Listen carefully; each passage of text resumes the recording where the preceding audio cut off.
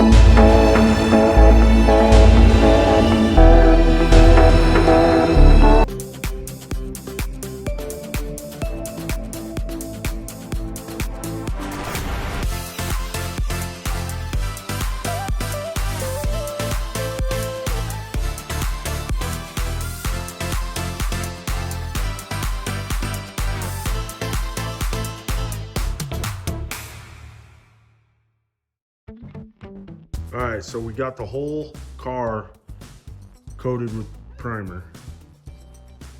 And we'll do a walk around here and I'll explain what we got going on now.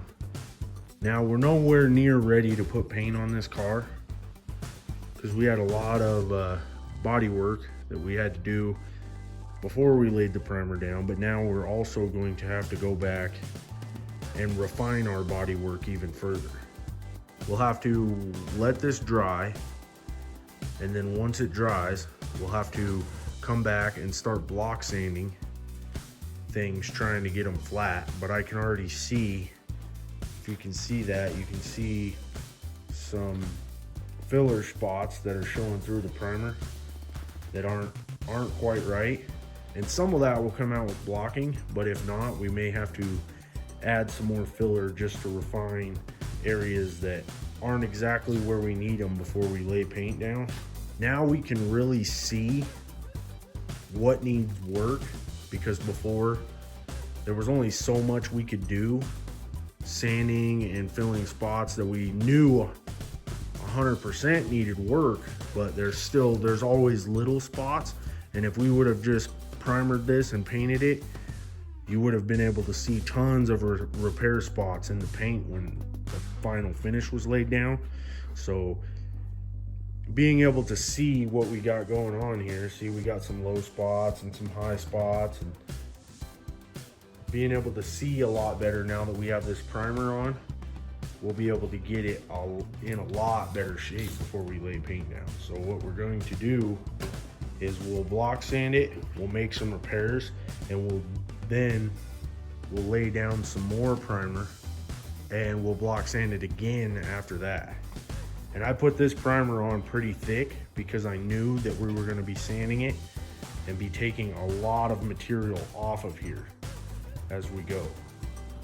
There's going to be spots we're going to sand through the primer, and there's going to be spots all over the place that we're going to have to either add filler or sand it out. So it being extra thick gives us more room, so we actually don't have to use as much filler, because I really don't want to use any more if I can help it. So by being able to sand out spots in the primer will help me from having to use more filler. But I'll get close here. We got some pittings in the fiberglass that we missed.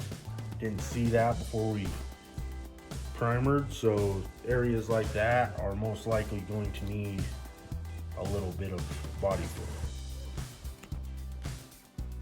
Also, I chose to use a black primer as our base here because black primer really acts as its own guide coat.